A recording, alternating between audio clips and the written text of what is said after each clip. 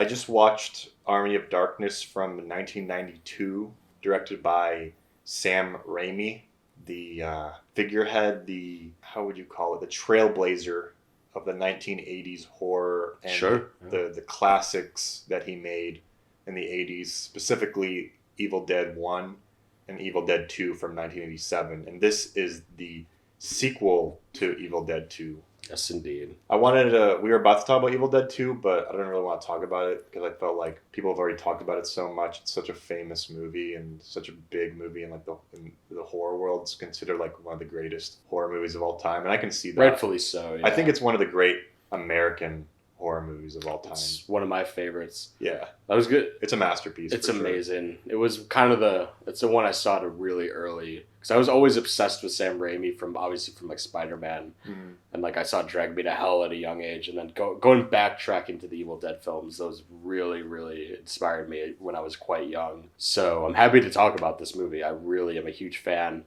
Of all three, because I always differentiate them because I feel like they all stand on their own like really super well without even watching them, like split apart. Yeah. Because like the first one is like I don't know if you've watched the first one recently, but it's such a grounded like DIY, like just some friends making a movie in a cabin. Yeah. And like the way that movie's directed, I think is so remarkable because like they had nothing and like the camera angles and the makeup are just insane. No, it's insane that he made that movie for his first movie like hella young. It's actually 19 years old. Yeah, it's incredible that he just he just went to the woods and made this movie. But it was like really well done. It's like really well done for a first horror movie, like indie type shit debut. And then you got like Evil Dead 2, which just takes pretty much the same movie. Essentially a remake of the first movie. Yeah. Just like ramps it up. Visually insane. Totally like trippy ass. Just the visuals are just crazy and the camera work and all of that. Just like the physicality of Bruce Campbell and just like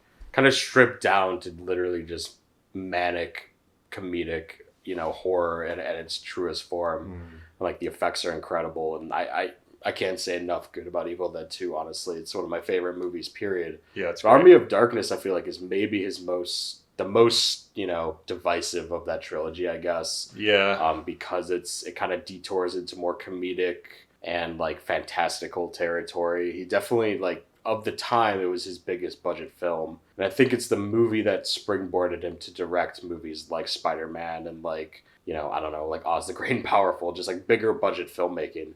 So for some people, it's like where Sam Raimi kind of, changed his intentions as a filmmaker. But to me, I feel like kind of perfectly balances what we love about the first two Evil Dead films and kind of recreating itself in its own sort of like, medieval, epic tale that I think is relentlessly entertaining myself. But I could see, I don't know if you want to get into it, but it's not as, it's not as remarkable or as innovative as the first two, for sure. Well, I think so. Originally, he wanted to make this medieval-based Evil Dead type movie actually after Evil Dead 1. Yes. Instead of making the sort of remake of Evil Dead 1, which became Evil Dead 2, he actually wanted to make this movie first, but I guess he was recommended against it from this publicist. So he made Evil Dead 2, which was like a big, that was like a hit. And then, but the end of Evil Dead 2, he gets transported back in time to where the book originally like comes from. I guess the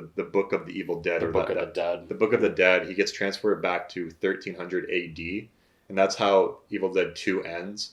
And then from that on, we have the jumping point for Army of Darkness. So we have Bruce Campbell's character going back in time. And then the whole plot is that he's trying to find the book to return back to the present day. But I guess he changes the narratives though, because every movie it's like it's not an exact jumping off point, because in Evil Dead 2 it's not the same character. It's technically the same character, but like his background is different in each movie. Like in Army of Darkness he's like a storekeeper, like a shop clerk, whereas in Evil Dead 2 he's not. It's like it's a different like backstory for every time. Like it's the same character, if that makes sense. They slightly reinvent the world in each movie, like it's Ash's backstory specifically, but like even like the way, like I feel like the Deadites or the villains in each film become more and more like tongue-in-cheek and like they kind of become more abstract, because like the first film it's pretty, you could get a handle on what the threat and like what the antagonists of the films are. And then as it goes on, it becomes like literally just everything in the movie is like the antithesis to like Bruce Campbell's character. And it kind of just, it's a way for them as, you know, filmmakers to really, you know, make really manic, really crazy, all out insanity kind of like on screen. And I think, and that's why I appreciate the movie so much. Cause like, and why other filmmakers do. Cause like you feel that freedom in just every stylistic choice, you know, and it's like, it's really infectious to watch, especially in the second one. But Army of Darkness definitely has glimmers of that as well. Yeah, I think Army of Darkness is a more straightforward script and straightforward sort of Hollywood picture. Just him working with a bigger budget and having to deal with like these big set pieces is a lot more going to the budget, and it's like less abstract compared to the other two movies. Like this one, he's literally really straightforward story basically. Like he goes back in time and he goes back in time with his chainsaw and then his car, the boomstick too, the shotgun, and he's able to sort of become the king of this little kingdom or whatever because he has like these technologies from the past or from the future, which is his gun, his shotgun, and his car, and he's able to like that gun compared to the primitive technology of like swords and like shields is really what makes him like very powerful. So he becomes like the ruler of this little kingdom. Yeah, it's like a godlike figure because his technology feels almost alien to them, which is a fun concept in the movie. And it's almost, I always saw this movie as like, oh shit. Oh, damn it, dude. I think I burned up the light, bro. Fuck. We just had a light break and pop, but anyways, keep going. Yeah, so I was basically just saying like, I feel like Army of Darkness is like its own, it almost feels like a fan fiction version of like what Evil Dead, because like over the years I've heard so many people pitch their own like situation or like own, you know, world that they can place, you know, Ash versus the Deadites in, and I feel like Sam Raimi and Ivan Raimi, his brother who co-wrote the script, are like, oh yeah, medieval times is a great like framing device for this film. They've talked about like Evil Dead in space or like Evil Dead in a western setting and stuff like that. So this feels like kind of them playing in like their own little sandbox of like genre filmmaking, like putting horror and like marrying that with like medieval storytelling, which I always appreciated. And it's so self-aware to the point where it's like, it knows its absurdities and it knows how ridiculous it is. So it kind of like, and I don't like winky movies usually, but this one doesn't really teeter over to the point where it's like, we're making fun of this movie along with you. I feel like it's earnest enough, you know, on its own. Do you feel like it is? Yeah. I think it does a good job of that. You know, it's not typically my cup of tea. I would say when he goes back in time and he becomes the ruler of the kingdom of the film, he has to go and find the book. And he goes and you have like this arc of him learning to be a good person type vibe where he's like, oh, like I did what I had to do and these guys, like I want to be sent back. These guys aren't sending me back. But then he has to like prove himself. And actually like in the beginning, he's not a hero. But then by the end of the movie, he becomes the hero. And that's kind of like the overall structure. I think it would have been like he goes back in time with his car, which I feel like they should have taken advantage of that idea more. I know that in the end, he builds this crazy machine that like kills a bunch of people, but I would have liked to have seen him drive. Like I would have liked to have the surprise have been like him popping out with like his Mustang, killing all of these like all of these like this army of dead and shit. That would be cool. That's something I would have wanted to do. And you have these cool set pieces, but they were very much like you can tell that Sam Raimi was inspired by Star Wars when you watch this because a lot of the explosions in like this sort of space-time shit and the you know the explosions of shit looks very much like Star Wars. And then I was even thinking that even before you had that trap of him of the walls colliding, it's like the Starlight shit. Pit, I was thinking this is a lot like Star Wars even before that scene, and then I was like, oh shit, like this is definitely like Return of the Jedi. This is his like Star Wars.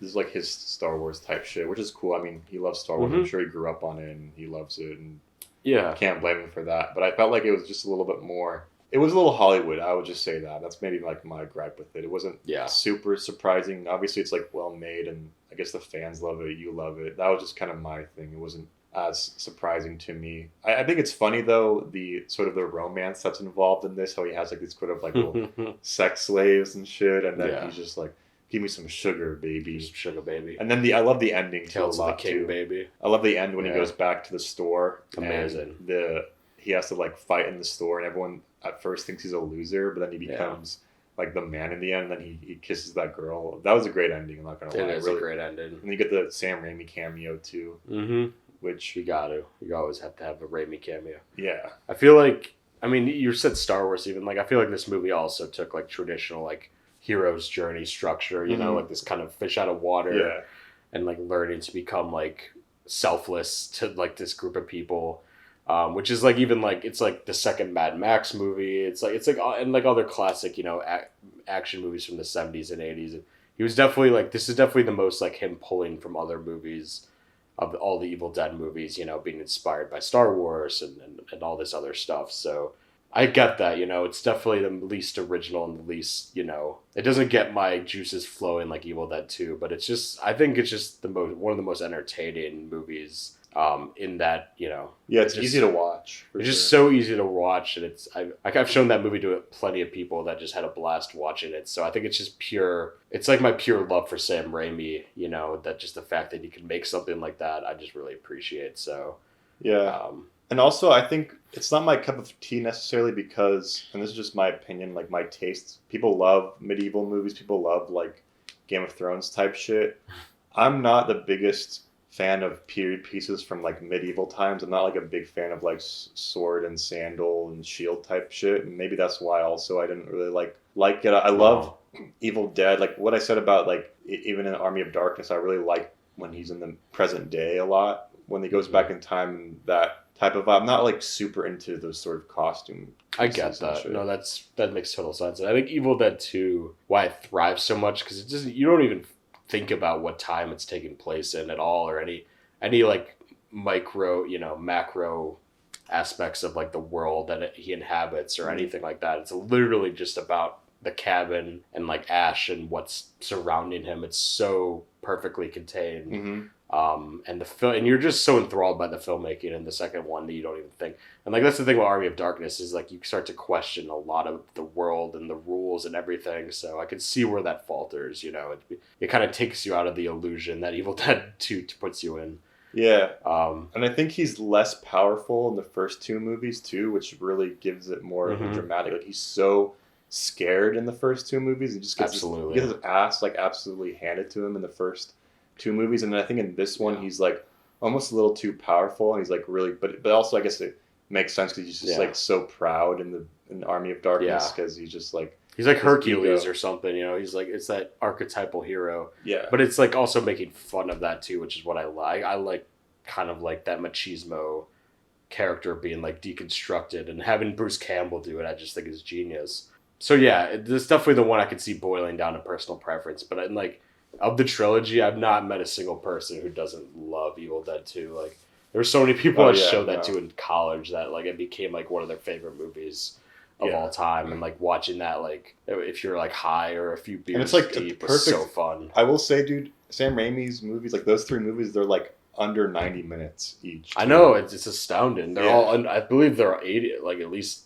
80 to 90 minutes. Yeah, you know, they're so like they're just, and he compacts a lot into them too, which is great. And it's not like, that's why like I watched Army of Darkness. I'm like, oh, I just watched Evil Dead. Like, should I watch Army of Darkness? Like, I'm not really into this sort of sword and sandal shit. But like, I was like, dude, it's like 85 minutes. Like, I'm just gonna put it on and watch. You're not sacrificing a lot, you know. Yeah, to watch that, and I fuck with that tight knit sort of just compact story, and you know things keep moving along. And obviously Sam Raimi is like he's a G, dude. I mean, Spider-Man, like Spider-Man, he invented like he started the whole superhero trend. I know. The big superhero like blockbusters, like he invented that, and that's like really what you're kind of mostly seeing in theaters nowadays, kind of because of Sam Raimi. Super influential, not just in like superhero movies, but like horror as well. The amount of people that have cited like Edgar Wright, Tarantino, like Eli Roth are obsessed with early Sam Raimi movies. So like he pioneered that movement, and then like we said, the superhero movies are like he's just quietly one of our most like important filmmakers of the generation in a way. And like I love his movies in between Evil Dead and Spider-Man. Like he did a movie called Simple Plan with Billy Bob Thornton and Bill Paxton, which is like a really great, because he's really good friends with the Coen brothers, and that movie felt like his ode to like middle America thrillers that the Coen brothers were doing. And I think that's a really underrated movie. And then like going to like all the way to Drag Me to Hell, which was like he had all the money and fame in the world post Spider-Man 3, and Drag Me to Hell was like him like I'm going back to my roots and make like another more modern like Evil Dead type movie. So I think he's always been like one of my favorite directors, so it's definitely, I'm always down to like rewatch and just talk about him for a while. I'm a huge fan. Yeah, for sure. He just like the ingenuity of his like the craft for those first movies are great. You know? Mm-hmm. Him and like Frank Henenlotter are like kind of similar in that sort of horror comedy vibe where they just are able to like make these effects that are just so like creative and you wouldn't even think about it like this. I just like love that sort of low budge. You know, a lot of people do like, yeah, like Evil Dead 2 is like way crazier than Evil Dead 1, but Evil Dead 1 has that charm of like the low budge, and the atmosphere of that first movie is also great too. And I find the first one a lot scarier. The second one might be more like relentless and like visceral, but the first one paints this like really dark, just kind of like undertone underneath all of it. It's just like, I feel like the grittiness adds so much, like the low budget cameras they were using and everything just adds so much to the myth of that film. I really want Sam Raimi to go back to like just make more horror movies. Like, you've done so much for like big studios, like do what like M. Night Shyamalan is doing, like his own thing. Like he's like carving his own path. Like I want him to do the similar thing, just make more like genre stuff, you know? Yeah, I guess he just doesn't really feel it. Like, I guess he's not, yeah, that's fair. In a different place now, you know? But, like, he could definitely make a horror movie and, like, come back with it. Because horror movies are, like, so cheap and, like, they make a lot of money and you don't need, like, big stars or anything. No. You could just really make a splash with, like, a horror movie. And that's, like... Yeah, I guess my own gripe with Army of Darkness is it doesn't really take advantage of its own ideas, I think, more. I feel like it could have done that a little more. Especially with the car, dude. He should have done something with the car. Like, I thought that was going to happen. He comes back in time with a fucking Mustang and a shotgun.